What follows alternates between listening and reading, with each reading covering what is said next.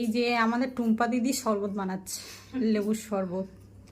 এই যে লেবু কেটেছে, আলুগুলো নষ্ট হয়ে যাচ্ছে বলে ফ্রিজে রাখা হয়েছে। হাতটা সরা, ওই যে।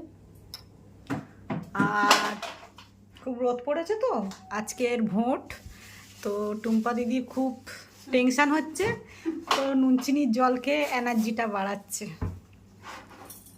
আর আমি তো এখানে বসে আছি, ও জল করে দেবে, আমি খাবো। ওই যে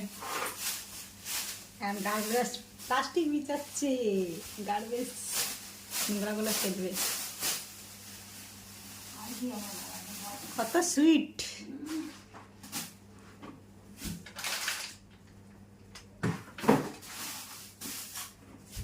দেখো দেখতে সুইট না?